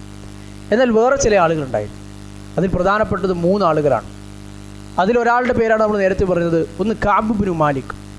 അദ്ദേഹമാണ് ഈ സംഭവം ഉദ്ധരിക്കുന്നത്. അദ്ദേഹം പ്രസിദ്ധനായ സ്വഹാബിയാണ്. കഅബ് ഇബ്നു മാലിക് റളിയല്ലാഹു അൻഹു അദ്ദേഹം ആദ്യകാലത്ത് അഖബ ഉടമ്പടിയിൽ, ഹിജ്റയ്ക്ക് മുമ്പുള്ള അഖബ ഉടമ്പടിയിൽ അടക്കം പങ്കെടുത്ത തലമുതിർന്ന പ്രസിദ്ധനായ സ്വഹാബിയാണ് കഅബ് ഇബ്നു മാലിക്. അദ്ദേഹം ഈ യുദ്ധത്തിൽ പങ്കെടുത്തിരുന്നില്ല. അദ്ദേഹം തന്നെയാണ് വളരെ വിശദമായി ഈ പറഞ്ഞ ആളുകളുടെ സംഭവം, അദ്ദേഹവും അതുപോലെ തന്നെ അദ്ദേഹത്തിന് കൂടെയുള്ള 2 ആളുകൾ, ഈ 2 ആളുകളുടെയും സംഭവം ഉദ്ധരിക്കുന്നത് അദ്ദേഹമാണ്. അദ്ദേഹത്തിന് കൂടെ ഹിലാൽ ഇബ്നു ഉമയ്യ, അതുപോലെ തന്നെ മുറാറത്ത് ഇബ്നു റബിയ എന്നു പേരുള്ള ഈ ടോട്ടൽ 3 ആളുകൾ. ഈ 3 ആളുകളുടെയും വിഷയം ഇസ്ലാമിക ചരിത്രത്തിൽ സമാനതകളില്ലാതെ വന്നൊരു വിഷയമാണ്. റസൂലുള്ളാഹി സ്വല്ലല്ലാഹു അലൈഹി വസല്ലമ അവരോട് മിണ്ടാൻ പോലും പാടില്ല എന്ന് കൽപ്പിക്കുകയും ഏകദേശം 1.5 മാസത്തിലധികം മുസ്ലിങ്ങൾ അവരോട് മിണ്ടുക പോലും ചെയ്യാതെ അവരുമായി ഒരു ഇടപാടുകൾ നടത്താതെ ഒറ്റപ്പെട്ട് ജീവിക്കേണ്ടി വരികയും ചെയ്ത ഒരു സാഹചര്യമായിരുന്നു അത്. കഅബ് ഇബ്നു മാലിക് റളിയല്ലാഹു അൻഹു വിശദമായി ആ സംഭവം ഉദ്ധരിക്കുന്ന കാണാൻ കഴിയും. അദ്ദേഹം ആ ഹദീസ് ഉദ്ധരിക്കുമ്പോൾ തുടക്കത്തിൽ പറയാണ്, ബദർ യുദ്ധത്തിൽ ഒഴിച്ച് മറ്റൊരു യുദ്ധത്തിലും തബൂക്കിന് മുമ്പ് ഞാൻ പിന്തിരിഞ്ഞ് നിന്നിട്ടില്ല. കാരണം ബദർ യുദ്ധത്തിൽ ഞാൻ പിന്തിരിഞ്ഞ് നിന്നു എന്നല്ല, കാരണം ബദർ യുദ്ധത്തിൽ നമുക്ക് എല്ലാവർക്കും അറിയുന്നത് പോലെ എല്ലാവരും ആ യുദ്ധത്തിൽ പങ്കെടുക്കണമെന്ന കൽപ്പനയൊന്നും ഉണ്ടായിരുന്നില്ല. ആ യാത്രാ സംഘത്തെ, ആ കച്ചവട സംഘത്തെ നേരിടാനാണ് പോയിരുന്നത്.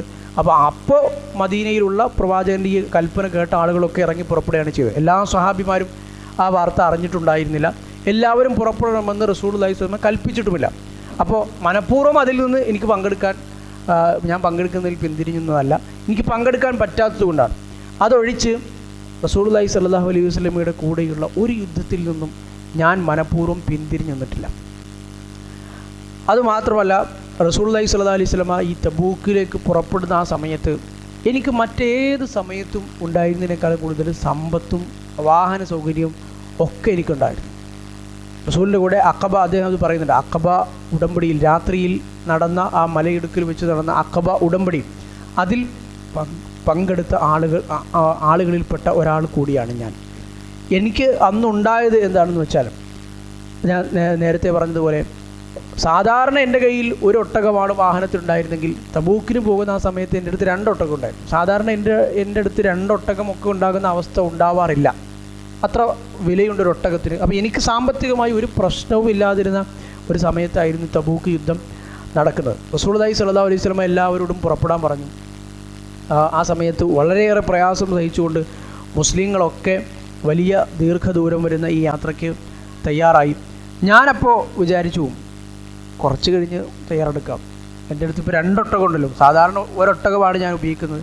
സമ്പത്തൊക്കെ നല്ലതുപോലെ ഉള്ളൊരു സമയമാണ്. കുറച്ചും കൂടി കഴിഞ്ഞ് പുറപ്പെടാം.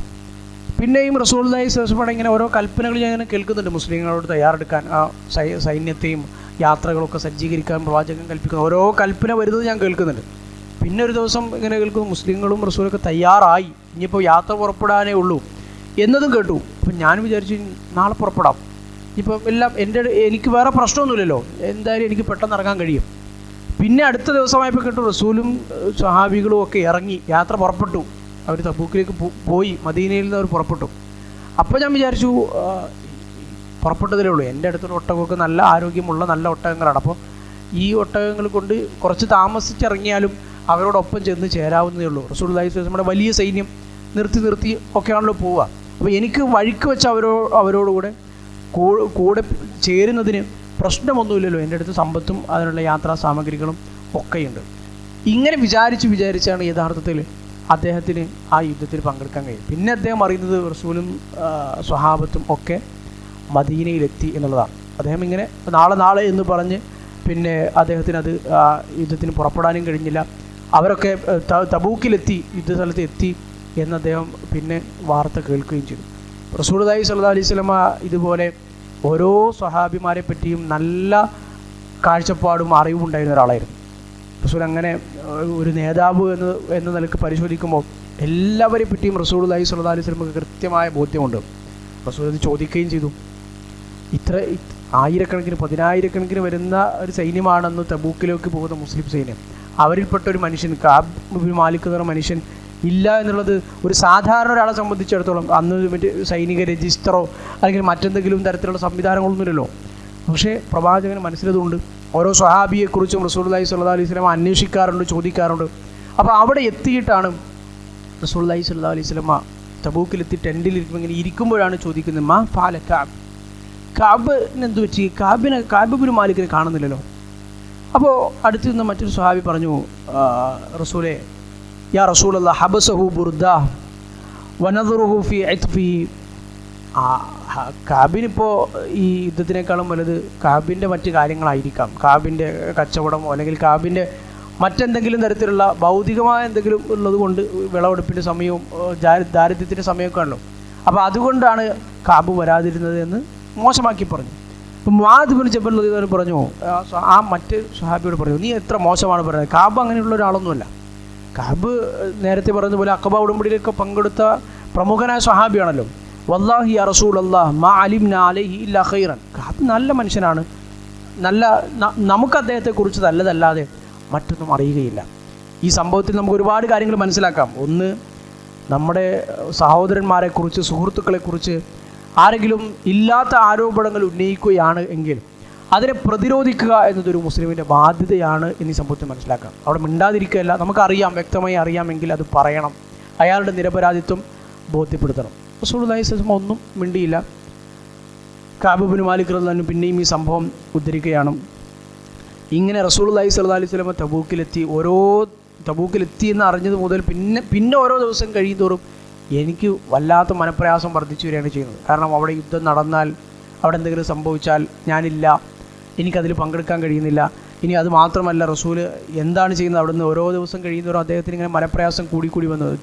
പോകണോ, ഇനി പ്രവാചകൻ തിരിച്ചു വരികയാണെങ്കിൽ, മദീനയിലെത്തുകയാണെങ്കിൽ എന്തു പറയും, എങ്ങനെ ആ പ്രവാചകൻ്റെ ആ ദേഷ്യത്തിൽ നിന്ന് രക്ഷപ്പെടും, റസൂലിനോട് എന്ത് മറുപടിയാണ് പറയുക. അങ്ങനെ ഓരോരുത്തരോട്, ഈ കുടുംബത്തിലെ അദ്ദേഹത്തിൻ്റെ കുടുംബക്കാരായ തലമുതിർന്ന ആളുകളോടൊക്കെ അദ്ദേഹം ചോദിച്ചു, ഞാൻ എന്ത് പറയും, സത്യം പറഞ്ഞാൽ എനിക്കൊരു പ്രശ്നമില്ലായിരുന്നു, ഇങ്ങനെ ചിന്തിച്ച് നീണ്ടുപോയതാണ്, എനിക്കൊരു മതിയായ കാരണവും ഉണ്ടായിരുന്നില്ല. ഇനി റസൂൽ തിരിച്ചു വന്നാൽ ഞാൻ എന്ത് കാരണം അദ്ദേഹത്തോട് പറയും.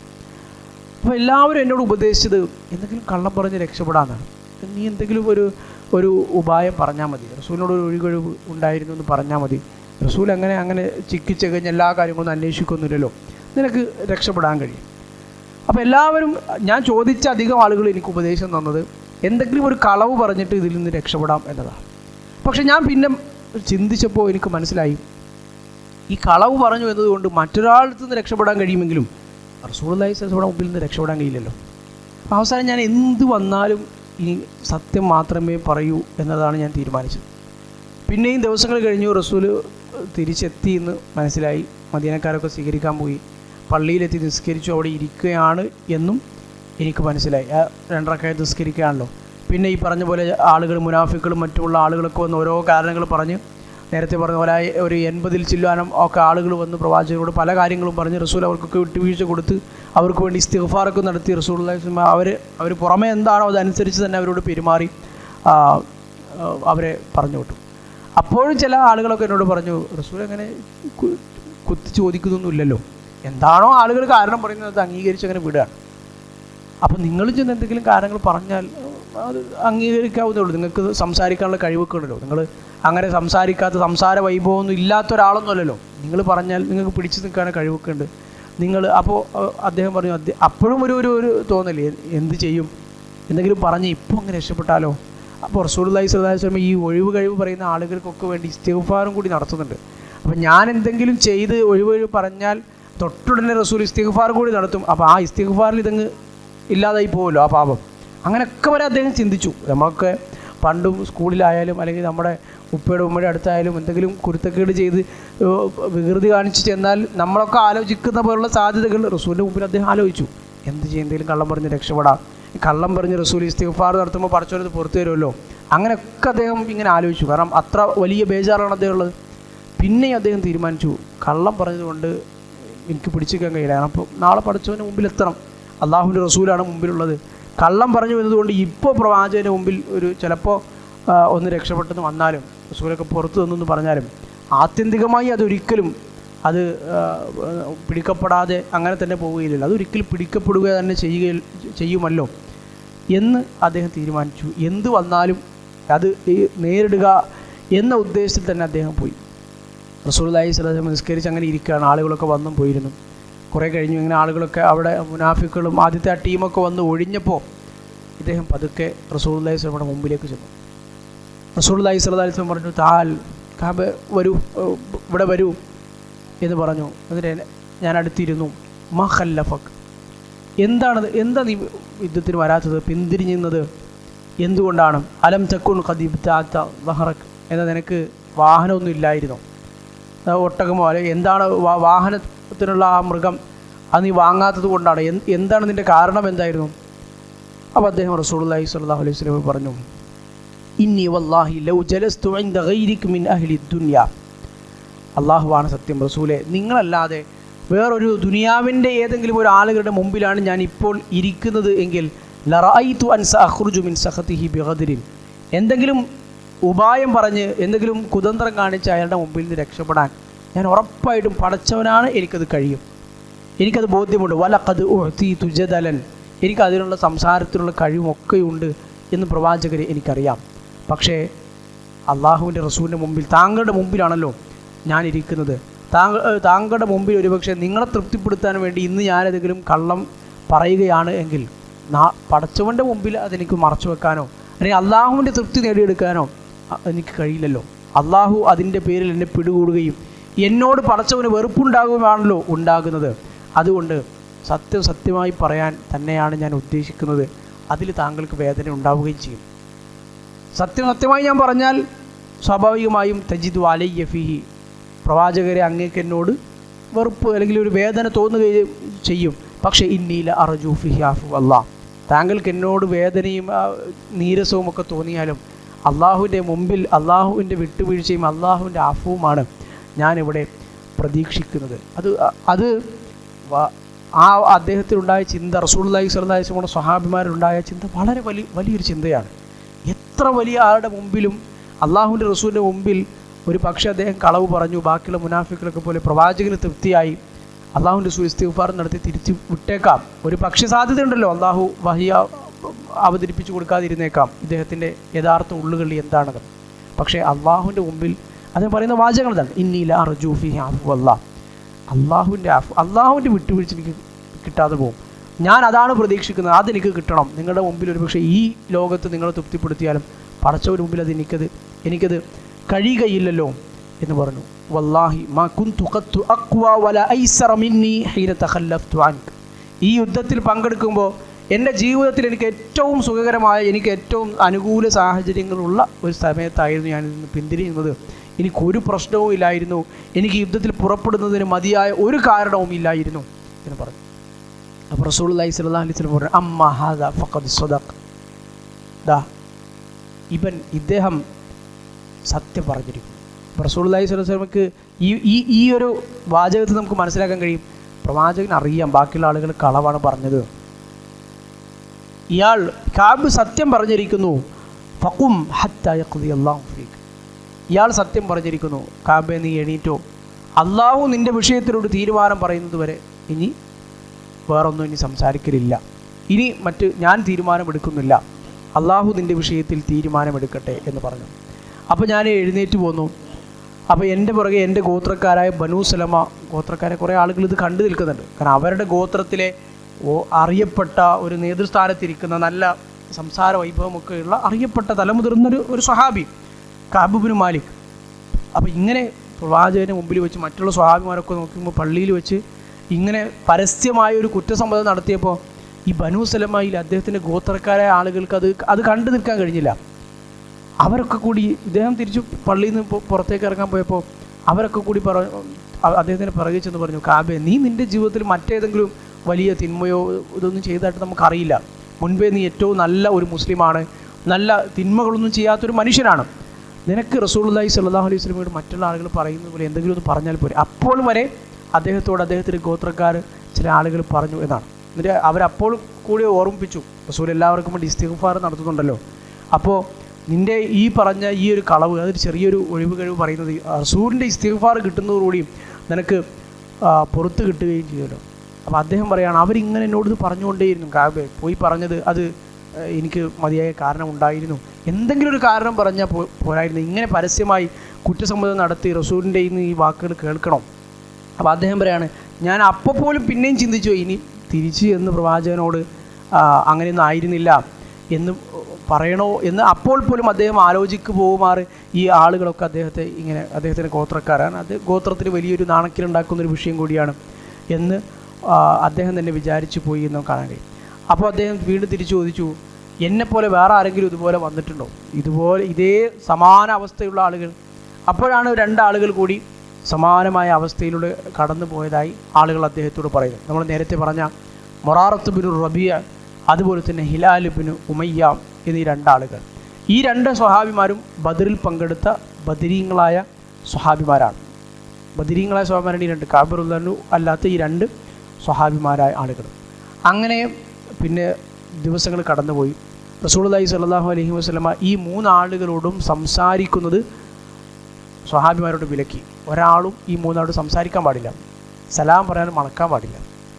അതൊരു വല്ലാത്ത, നമ്മൾ ഇന്നത്തെ കാലത്ത് പോലും നമ്മൾ എത്രയൊക്കെ പ്രശ്നങ്ങളുണ്ടായാലും സലാം പറഞ്ഞാലൊക്കെ ആളുകൾ ഒരുമാതിരിപ്പെട്ട പ്രശ്നങ്ങൾക്കൊക്കെ ആളുകൾ അത്യാവശ്യം ഈ കാര്യങ്ങളെക്കുറിച്ച് ബോധ്യമുള്ള ആളുകൾക്ക് മടക്കും. അന്നത്തെ സ്വഹാബിമാരെ സംബന്ധിച്ചിടത്തോളം ഇനി ഒന്നും സംസാരിച്ചില്ലെങ്കിലും ഇല്ല, ഒരാൾ സലാം പറഞ്ഞാൽ മടക്കുക എന്നുള്ളത് വാജിബാണല്ലോ, നിർബന്ധ ബാധ്യതയാണല്ലോ. അപ്പോൾ അതുപോലും മടക്കാൻ പറ്റാത്ത രൂപത്തിലേക്ക് റസൂലുള്ളാഹി സ്വല്ലല്ലാഹു അലൈഹി വസല്ലമ ഇവരോട് സംസാരിക്കാൻ പാടില്ല എന്ന് കൽപ്പന. അപ്പോൾ കഅബ് ഇബ്നു മാലിക് റളിയല്ലാഹു അൻഹുവും ഈ സംഭവമൊക്കെ നമ്മൾ നേരത്തെ പറഞ്ഞതുപോലെ അദ്ദേഹത്തിൻ്റെ വാക്കുകളിലൂടെ തന്നെയാണ് ഹദീസ് ഗ്രന്ഥങ്ങളിലൊക്കെ ഉദ്ധരിക്കപ്പെട്ടുള്ളത്. അദ്ദേഹമാണ് ഇത് ഉദ്ധരിക്കുന്നത്. അതിനുള്ളൊരു കാരണം, ഒന്ന്, അദ്ദേഹം നല്ല ചെറുപ്പക്കാരനായ ആളായിരുന്നു ഈ സമയത്ത്. ബാക്കിയുള്ള രണ്ട് സ്വഹാബിമാർ, ഹിലാൽ ഇബ്നു ഉമയ്യ അതുപോലെ തന്നെ മുറാറത്ത് ബിൻ, ഇവർ രണ്ടുപേരും ബദരീങ്ങളായ നല്ല നല്ല പ്രായമുള്ള സ്വഹാബിമാരായിരുന്നു. അപ്പോൾ അദ്ദേഹം തന്നെ അത് പറയുന്നത് കാണാൻ കഴിയും. അവർ രണ്ടുപേരും വീട്ടിലിരുന്ന് വളരെ വിഷമത്തോടുകൂടി വീട്ടിൽ തന്നെ ഇരിക്കലായിരുന്നു പതിവ്. പക്ഷെ ഞാൻ നല്ല ആരോഗ്യമുള്ള ചെറുപ്പക്കാരനായതുകൊണ്ട്, യുവാവായിരുന്നത് കൊണ്ട് തന്നെ ഞാനിതൊക്കെ ആരും എന്നോട് സംസാരിച്ചില്ലെങ്കിൽ ഞാൻ പുറത്തിറങ്ങി നടക്കും, ചന്തയിലൊക്കെ പോവും, അവിടെ ചെന്ന ആളുകളോടൊക്കെ സംസാരിക്കാൻ ശ്രമിക്കും, അതുപോലെ തന്നെ ജമാഅത്തിൽ പങ്കെടുക്കാൻ പള്ളിയിൽ പോവും. ബാക്കിയുള്ള രണ്ടാളുകളും പൂർണ്ണമായി വീട്ടിൽ വളരെ വിഷമത്തോടു കൂടി കരഞ്ഞുകൊണ്ട് ഇരിക്കുമ്പോൾ ഞാനിതൊക്കെ ചെയ്യും. ഞാൻ റസൂലുള്ളാഹി സ്വല്ലല്ലാഹു അലൈഹി വസല്ലമയുടെ അടുത്തേക്ക് പോകും, ആരും എന്നോട് സംസാരിക്കില്ല, സലാം പോലും പറയില്ല. ഞാൻ പ്രവാചകൻ്റെ അടുത്തേക്ക് പോകും. റസൂലുള്ളാഹി സ്വല്ലല്ലാഹു അലൈഹി വസല്ലം നിസ്കാരത്തിന് ശേഷം ഇങ്ങനെ ഇരിക്കുമ്പോൾ സലാമൊക്കെ പറഞ്ഞു നോക്കും. എന്നിട്ട് റസൂൽ സലാം മടക്കുന്നുണ്ടോ എന്ന് ഞാനിങ്ങനെ ശ്രദ്ധിച്ചു നോക്കും. അടുത്ത് നിന്ന് സുന്നത്ത് നിസ്കരിക്കാൻ നേരത്ത് ഫർദ് നിസ്കാരം കഴിഞ്ഞ് റസൂലിൻ്റെ അടുത്ത് പോയി നിസ്കരിക്കും.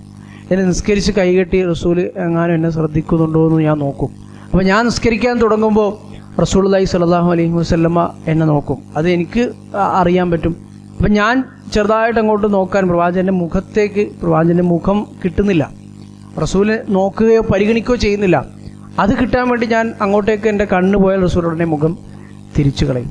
അങ്ങനെ ഇത് എന്നെ സംബന്ധിച്ചിടത്തോളം ഭയങ്കരമായ മാനസിക പ്രയാസമാണ്. അത് ഈ മൂന്നാളുകളെ സംബന്ധിച്ചിടത്തോളം ഖുർആൻ പ്രയോഗിച്ച ശൈലി പോലും ഈ വിശാലമായ ഭൂമി ഭയങ്കര ഇടുങ്ങിയതായി ഇവർക്ക് തോന്നി എന്നുള്ളതാണ്.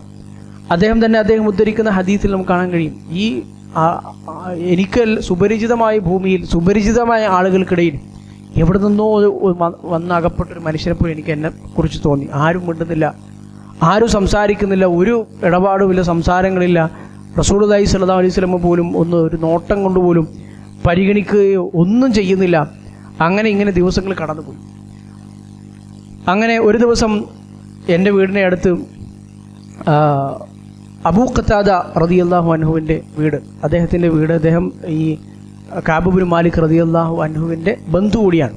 അപ്പോൾ അദ്ദേഹത്തിൻ്റെ വീടിൻ്റെ മതിലിന്മേൽ ഇങ്ങനെ ചാരി നിന്ന്, ആ മതിൽ കയറാൻ വേണ്ടി ഇങ്ങനെ ശ്രമിക്കുന്ന പോലെ മതിലിന്മേൽ ചാരി നിൽക്കുകയാണ് കഅബ് ഇബ്നു മാലിക് റളിയല്ലാഹു അൻഹു. ഞാനിങ്ങനെ മതിലിൻ്റെ മുകളിൽ കൂടി എത്തി ബന്ധുവായ അടുത്ത ബന്ധുവായ അബൂ ഖത്താദ റളിയല്ലാഹു അൻഹു, അദ്ദേഹം എൻ്റെ പിതൃവ്യ പുത്രനാണ്, ഞാനായിട്ട് ഒരുപാട് ബന്ധമുള്ള, ഞങ്ങൾ ഒരുമിച്ച് നടക്കുന്ന ആളാണ്. ഞാൻ സലാം പറഞ്ഞു. മദിലിൻ്റെ മുകളിൽ കൂടി ഇങ്ങനെ എത്തി നോക്കി, അബൂ ഖത്താദ സലാം എന്ന് പറഞ്ഞു. ഫവല്ലാഹി മാ റദ്ദ അലയ്യ സലാം. പക്ഷേ എൻ്റെ പിതൃവ്യ പുത്രനായ അബൂ ഖത്താദ എനിക്ക് സലാം മടക്കുന്നില്ല. അപ്പം ഞാൻ ചോദിച്ചു, അബൂ ഖത്താദ, അള്ളാഹുവിൻ്റെ പേരിൽ ഞാൻ നിന്നോട് ചോദിക്കുന്നു, ഹൽ തഅലമുനി ഉഹിബ്ബുല്ലാഹ വ റസൂല, ഞാൻ പടച്ചോനെയും റസൂലിനെയും ഒക്കെ ഇഷ്ടപ്പെടുന്ന, അതായത് മുനാഫിക്കൊന്നും അല്ലാത്ത ഒരാളാണ് അബൂ ഖത്താദ, നിനക്കറിഞ്ഞൂടെ? എൻ്റെ ഇത്ര അടുത്ത ആളും ഞാൻ ഒരുമിച്ച് കളിച്ചു വളർന്ന അബൂ ഖത്താദ നിനക്കറിയില്ലേ ഞാൻ ഈ ഒരു മുനാഫിക്കോ അല്ലെങ്കിൽ അങ്ങനെ എന്തെങ്കിലും കാരണം കൊണ്ടൊന്നും അല്ല ഞാൻ ഈ ഇതിൽ അകപ്പെട്ടു പോയെന്ന് അറിയില്ല അബൂ ഖത്താദ, ഞാൻ അള്ളാഹുവിൻ്റെ റസൂലിനെ ഇഷ്ടപ്പെടുന്ന ഒരു കാര്യം നിനക്കെങ്കിലും അറിയില്ലേ? അബൂ ഖത്താദ ഒന്നും മിണ്ടിയില്ല. ഞാൻ പിന്നെയും ചോദിച്ചു, പിന്നെ ആവർത്തിച്ച് ചോദിച്ചു, ഒന്നും മിണ്ടുന്നില്ല. അവസാനം അത് അദ്ദേഹത്തിൻ്റെ ജീവിതത്തിലുണ്ടായ വളരെ വികാരനിർഭരമായ സംഭവമാണ്. അവസാനം അബൂ ഖത്താദ അദ്ദേഹത്തിന് വളരെ അടുപ്പക്കാരനും അയൽവാസിയും ഒക്കെ ഏറ്റവും അടുത്ത് ഇടപഴകുന്ന, ഒരുമിച്ച് നടക്കുന്ന ആൾ. ഒരുപാട് തവണ ചോദിച്ചപ്പോൾ അബൂ ഖത്താദ റളിയല്ലാഹു അൻഹു അന്ന് മറുപടി പറഞ്ഞത് അറിയാം എന്നല്ല, അല്ലാഹു റസൂലുഹു അഅലം എന്നാണ്. അള്ളാഹു റസൂലിനാണ് ഏറ്റവും നന്നായി അറിയാം. നീ മുസ്ലിമാണോ, നിനക്ക് അള്ളാഹു റസൂലിനെ ഈ പറയുന്ന പോലെ യഥാർത്ഥത്തിൽ ഇഷ്ടമാണോ എന്നതിനുള്ള ചോദിക്കുള്ള മറുപടി അല്ലാഹു റസൂലുഹു അഅലം. അപ്പോൾ കഅബ് റളിയല്ലാഹു പറയുന്നത് കാണാൻ കഴിയും. അത് കേട്ടതോടുകൂടി എനിക്ക് എൻ്റെ കരച്ചിൽ പിടിച്ചു നിർത്താൻ കഴിഞ്ഞില്ല. ഞാൻ ഒന്നും മിണ്ടാതെ ഞാൻ ആ മതിലിറങ്ങി അവിടെ നിന്ന് ഞാൻ തിരിച്ച് വീട്ടിലേക്ക് പോയി. പിന്നെയും ദിവസങ്ങൾ കടന്നുപോയി. ഞാനൊരു ദിവസം ചന്തയിലേക്ക് പോയി, അങ്ങാടിയിലേക്ക് പോയി. അവിടെ സൂക്കിലേക്ക് പോയപ്പോൾ ഒരു മനുഷ്യൻ, ഒരു നബത്തിയായ ഒരു മനുഷ്യൻ, നബത്തികൾ എന്ന് പറഞ്ഞാൽ ശാമ പ്രദേശത്ത് ജീവിക്കുന്ന ആളുകൾ, അവരിൽപ്പെട്ടൊരു മനുഷ്യൻ ഒരു ഭക്ഷണ സാധനം വിൽക്കാൻ വേണ്ടി വന്നൊരു മനുഷ്യൻ. അയാൾ പറഞ്ഞു, മൻ യദുല്ലു അല കഅബ് ഇബ്നു മാലിക്. ഇതിങ്ങനെ ആളുകളോട് ഇങ്ങനെ ചോദിച്ചു നടക്കുന്നുണ്ട്, കഅബ് ഇബ്നു മാലിക്കിനെ കുറിച്ച് ആർക്കെങ്കിലും അറിയാം, അയാളുടെ വീട് എനിക്ക് ആരെങ്കിലും ഒന്ന് കാണിച്ചു തരണം. അപ്പോൾ ഞാൻ നേരത്തെ പരിചയമൊന്നുമില്ല. അങ്ങനെ ആളുകളൊക്കെ പറഞ്ഞു കേട്ടതനുസരിച്ച് ഇയാൾ കഅബ്, ഈ കച്ചവടക്കാരൻ നബത്തിയായ മനുഷ്യൻ കഅബ് ഇബ്നു മാലിക് എന്നതിൻ്റെ വീട് തേടി കണ്ടുപിടിച്ച് ആളുകളോടൊക്കെ ചോദിച്ച് മനസ്സിലാക്കി എത്തി. അവിടെ എത്തി രഹസ്യമായി കഅബ് ഇബ്നു മാലിക് റളിയല്ലാഹുവിൻ്റെ വീട്ടിലെത്തി. കഅബ് ഇബ്നു മാലിക് റളിയല്ലാഹുവിനെ കണ്ടു. എന്നിട്ട് അദ്ദേഹത്തിൻ്റെ കയ്യിലൂടെ എഴുത്തേൽപ്പിച്ചു. അത് അദ്ദേഹത്തിൻ്റെ തന്നെ വാക്കുകളിൽ പറഞ്ഞാൽ അള്ളാഹു അദ്ദേഹത്തിന് നൽകിയ, ഈ സമയം നൽകിയ മറ്റൊരു വലിയ പരീക്ഷണം കൂടിയായിരുന്നു.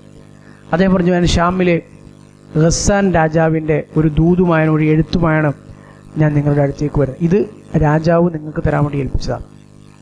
അതിനു മുമ്പ് രാജാവിനെ പരിചയമില്ല, കഅബ് റളിയല്ലാഹു, ഈ കച്ചവടക്കാരനെ ആരെയും പരിചയമില്ല. അപ്പോൾ അദ്ദേഹം പറഞ്ഞു, ഞാൻ ആ കത്ത് തുറന്നു നോക്കി. അതിലെഴുതിയിരുന്നത് ഇങ്ങനെയാണ്: കഅബ്, നിന്റെ ആൾ തന്നെ നിന്നെ കൂട്ടത്തിൽ നിന്ന് പുറത്താക്കിയതായിട്ട് നമ്മൾ അറിഞ്ഞു.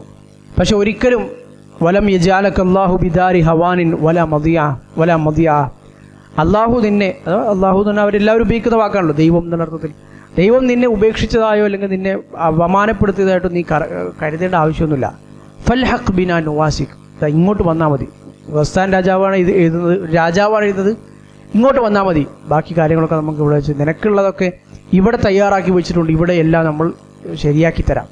അഥവാ റസൂലുള്ളാഹി സ്വല്ലല്ലാഹു അലൈഹി വസല്ലമയെ അദ്ദേഹത്തോടുള്ള ഈ ശിക്ഷാ നടപടിയിൽ അദ്ദേഹം ഒരു വലിച്ചാൽ പ്രവാചകൻ്റെ സ്വഹാബിയായി ഇദ്ദേഹം ഇങ്ങോട്ട് പോരും, പിന്നെ ഇദ്ദേഹത്തെ ഉപയോഗിച്ച് പ്രവാചകൻ സ്വല്ലല്ലാഹു അലൈഹി വസല്ലമയ്ക്ക് എതിരെ പ്രവർത്തിക്കാം എന്ന ഉദ്ദേശത്തിലാണ് രാജാവ് കത്തെഴുതുന്നത്. അപ്പോൾ അദ്ദേഹം തന്നെ പറയുകയാണ്, ഞാനിത് ഈ കത്ത് വായിച്ചപ്പോൾ ഞാൻ അപ്പം തന്നെ മനസ്സിൽ പറഞ്ഞു, വഹാദ അയ്ദൻ മിനൽ ബലാ, ഇത് അല്ലാഹു സുബ്ഹാനഹു വ തആല ഒരു അടുത്തൊരു ബലാ ആണ്, ഇതൊരു പരീക്ഷണമാണ്, ഇത് പടച്ചവൻ്റെ അടുത്ത പരീക്ഷണമാണ്. ഞാൻ ഉടനെ ആ കത്ത് ചുരുട്ടി അടുപ്പിലേക്ക് എറിയുക, അത് കത്തിച്ചു കളഞ്ഞു. എന്നിട്ട് പിന്നെയും ദിവസങ്ങൾ പോയി. അപ്പോൾ ഇതൊക്കെ ഒരു മനുഷ്യൻ്റെ ജീവിതത്തിൽ സംഭവിക്കുന്നുണ്ട്. മറ്റു സ്വഹാബികളുടെ ജീവിതത്തിൽ ഇങ്ങനെയൊന്നും ഉണ്ടായത് നമുക്കറിയില്ല. കഅബ് റളിയല്ലാഹു അൻഹു ഇത് ഉദ്ധരിക്കുന്നത് കൊണ്ട് വിശദമായി സംഭവിക്കുന്നുണ്ട്. ഇതിൽ നിന്നും നമുക്ക് മനസ്സിലാക്കാൻ കഴിയുന്ന മറ്റൊരു കാര്യം, മുസ്ലിങ്ങളുടെ അല്ലെങ്കിൽ റസൂലുള്ളാഹി സ്വല്ലല്ലാഹു അലൈഹി വസല്ലമയുടെ ശത്രുക്കൾ, മുനാഫിക്കുകൾ, അതുപോലെ തന്നെ ഈ പറഞ്ഞ ഗസ്സാൻ രാജാവ്, റോമക്കാരുടെ പിന്തുണയോട് കൂടിയാണ് ഗസ്സാൻ രാജാവ് ഭരിക്കുന്നത്. ഈ പറഞ്ഞ ആളുകളൊക്കെ റസൂലിനെയും ഇസ്ലാമിനെയും ഏത് നിമിഷം താഴെ ഇറക്കാൻ കഴിയുമോ, ഒന്ന് ഉലക്കാൻ കഴിയുമോ, ഒന്ന് തകർക്കാൻ കഴിയുമോ, അതൊക്കെയും അവർ പ്രയോഗിച്ചു എന്നുള്ളതാണ്. പ്രവാചകൻ സ്വല്ലല്ലാഹു അലൈഹി വസല്ലമ മുസ്ലിങ്ങൾക്കിടയിൽ ഇങ്ങനെ കഅബ് എന്ന് പറയുന്ന അല്ലെങ്കിൽ ഈ 3 സ്വഹാബിമാരെ ഒറ്റപ്പെടുത്താനുള്ള ഈ കൽപ്പന, ഈ ശിക്ഷാ നടപടി നടക്കുന്നത് ഒരു അപ്പുറത്തുള്ള കിലോമീറ്ററുകൾ, ആയിരക്കണക്കിന് കിലോമീറ്ററുകൾ അപ്പുറത്തുള്ള ശത്രുപക്ഷത്തെ ഗസ്സാൻ നജാബ് അറിഞ്ഞു എന്നുള്ളതാണ്. എന്നിട്ട് അയാളെ ചാക്കിലാക്കാൻ വേണ്ടി രഹസ്യമായി കത്ത് കൊടുത്ത് വിട്ടു എന്നുള്ളതാണ്. മുസ്ലിങ്ങളിൽ നിന്ന് ഒരാളെങ്കിലും ഇപ്പുറത്തേക്ക് കിട്ടാൻ. പക്ഷേ നമ്മൾ നേരത്തെ പറഞ്ഞതുപോലെ കഅബ് റളിയല്ലാഹു അൻഹു ഒരിക്കലും ഒരു മുനാഫിക്കോ നിഫാഖിൻ്റെ ഒരു അംശമോ കടന്നുകൂടിയ ആളായിരുന്നില്ല. അദ്ദേഹം മഹാനായ സ്വഹാബി തന്നെയായിരുന്നു, പ്രമുഖനായ സ്വഹാബി തന്നെയായിരുന്നു. പക്ഷേ ഒരു മനുഷ്യൻ്റേതായ രൂപത്തിലുള്ള അബദ്ധങ്ങൾ അദ്ദേഹത്തിന് സംഭവിച്ചു. ഏകദേശം 40 ദിവസങ്ങൾ ഇങ്ങനെ കഴിഞ്ഞുപോയി. ഒരാളോടും മിണ്ടാതെ പ്രവാചകൻ സല്ലല്ലാഹു അലൈഹി വസല്ലമ ഇങ്ങനെ കഴിഞ്ഞുപോയി. 40 ദിവസം കഴിഞ്ഞപ്പോൾ പ്രവാചകൻ അയച്ചൊരു സ്വഹാബി എൻ്റെ അടുത്ത് വന്നു. എന്നിട്ട് പറഞ്ഞു, റസൂലുള്ളാഹി സ്വല്ലല്ലാഹു അലൈഹി വസല്ലമ നിങ്ങൾ 3 ആളുകളോടും ഇനി ഭാര്യ ഭർത്തൃ ബന്ധം വേണ്ട എന്ന് പറഞ്ഞിട്ടുണ്ട്. ഭാര്യ വീട്ടിലേക്ക് അയക്കാൻ റസൂലുള്ളാഹി സ്വല്ലല്ലാഹു അലൈഹി വസല്ലമ കൽപ്പിച്ചു. അപ്പോൾ അദ്ദേഹം ചോദിച്ചു, ഈ ത്വലാഖ് ചൊല്ലണം എന്നാണ് റസൂൽ ഉദ്ദേശിച്ചത്, എന്താണ് ചെയ്യേണ്ടത്? അല്ല, ത്വലാഖ് ചൊല്ലണമെന്നല്ല, ഭാര്യയുടെ വീട്ടിലേക്ക് പറഞ്ഞുകൂടാ, ഭാര്യ ഭർത്തൃ ബന്ധം ഒന്നും പാടില്ല എന്ന് ആ നിലക്കുള്ളൊരു ദാമ്പത്യ ബന്ധം പാടില്ല എന്നാണ് റസൂലുള്ളാഹി സ്വല്ലല്ലാഹു അലൈഹി വസല്ലമ പറഞ്ഞത്. അപ്പോൾ ഈ മറ്റു ഇദ്ദേഹത്തിന് കൂടെയുള്ള വൃദ്ധരായ ആളുകൾ, അവരിൽ പ്രത്യേകിച്ച് ഹിലാൽ റളിയല്ലാഹു അൻഹു അദ്ദേഹത്തിൻ്റെ ഭാര്യ റസൂലുള്ളാഹി സ്വല്ലല്ലാഹു അലൈഹി വസല്ലമയോട് ചെന്ന് പറഞ്ഞു, ഹിലാൽ ഇബ്നു ഉമയ്യ എന്നെ ഭർത്താവ് വൃദ്ധനാണ്, സ്വന്തമായി കാര്യങ്ങളൊന്നും ചെയ്യാൻ കഴിയില്ല. അപ്പോൾ ഭാര്യയെ ഞാനാണ് അദ്ദേഹത്തിന് മറ്റു കാര്യങ്ങളൊക്കെ സഹായിക്കുന്നത്. അതുകൊണ്ട് ഞാൻ ഇവിടെ തന്നെ നിന്നോട്ടെ, ഞാൻ കൂടി പോയി കഴിഞ്ഞാൽ അദ്ദേഹത്തിൻ്റെ കാര്യം ആ കഷ്ടത്തിലാവും. അപ്പോൾ റസൂലുള്ളാഹി സ്വല്ലല്ലാഹു അലൈഹി വസല്ലം അദ്ദേഹത്തിന് അനുവാദം കൊടുത്തു. എന്നാൽ പോലും ഒരു ഭാര്യയും ഭർത്താവും തമ്മിലുള്ള ഇടപഴകലിൽ പോലും ഒരു വീട്ടിലായിരുന്നാലും അദ്ദേഹത്തിന് വേണ്ട കാര്യങ്ങൾ ചെയ്തു കൊടുക്കുക എന്നായിരുന്നാൽ പോലും അത് പാടില്ല എന്ന് റസൂലുള്ളാഹി സ്വല്ലല്ലാഹു അലൈഹി വസല്ലം പ്രത്യേകം കൽപ്പിക്കുകയും ചെയ്തു. അത് അല്ലാഹു സുബ്ഹാനഹു വ തആല അവർക്ക് നിശ്ചയിച്ച മറ്റൊരു ശിക്ഷാ നടപടിയാണ്. അപ്പോൾ കഅബ് റളിയല്ലാഹു അൻഹു സ്വന്തം ഭാര്യയെ വീട്ടിലേക്ക് പോകാൻ വേണ്ടി പറഞ്ഞു. അപ്പോഴും ചില ആളുകളൊക്കെ പറഞ്ഞു, ഇതുപോലെ ഹിലാൽ റളിയല്ലാഹു അൻഹു ചോദിച്ചതുപോലെ കഅബയെ നീയും ചോദിച്ചാൽ റസൂലിൻ്റെ പക്ഷേ നിനക്ക് ഇളവ് തരും, ഭാര്യ ഇവിടെ നിർത്താൻ ഇളവ് തരും. അപ്പം അദ്ദേഹം പറഞ്ഞു, അത് ഒരു വൃദ്ധനാണ്, വയസ്സായ ആളാണ്, ഞാൻ ചെറുപ്പക്കാരനാണ്, ഒരിക്കലും റസൂലിനോട് അങ്ങനെ ചോദിക്കാൻ പോലും, ആ ശിക്ഷ ഏറ്റെടുക്കുക, അത് അംഗീകരിക്കുക എന്ന് തന്നെയാണ് എൻ്റെ നിലപാട് എന്ന നിലക്കാണ് അദ്ദേഹം തുടർന്നു പോയത്. പിന്നെയും 10 ദിവസങ്ങൾ കഴിഞ്ഞു പോയി. 50 ദിവസങ്ങളാണ് ഈ ഒരു ശിക്ഷാ നടപടിയുടെ കാലമായി ഉണ്ടായിരുന്നത്. 50 ദിവസങ്ങൾ കഴിഞ്ഞു. അദ്ദേഹം അന്ന് പിന്നെ അവസാന കാലഘട്ടങ്ങളിൽ പിന്നെ പള്ളിയിലേക്ക് പോവാതായി, അതായത് പുറത്തിറങ്ങാതായി, ആരും മിണ്ടുന്നില്ല, സലാം പറയുന്ന റസൂല് പോലും സലാം മടക്കുന്നുണ്ടോ എന്ന് പോലും അദ്ദേഹത്തിന് ഉറപ്പില്ല. അദ്ദേഹം അന്ന് സുബഹി നിസ്കരിച്ചത് അദ്ദേഹത്തിൻ്റെ വീടിൻ്റെ ടെറസിലാണ്, മുകളിലാണ്. അദ്ദേഹം അന്ന് സുബഹി നിസ്കരിച്ച് കഴിഞ്ഞ് ആ വീടിൻ്റെ മുകളിൽ തന്നെ നിൽക്കുമ്പോൾ അദ്ദേഹം ഉച്ചത്തിലൊരു വിളി കേട്ടു, അബ്ശിർ യാ കഅബ്, കഅബേ നിനക്കിതാ സന്തോഷ വാർത്ത എന്നൊരു വിളി കേട്ടു.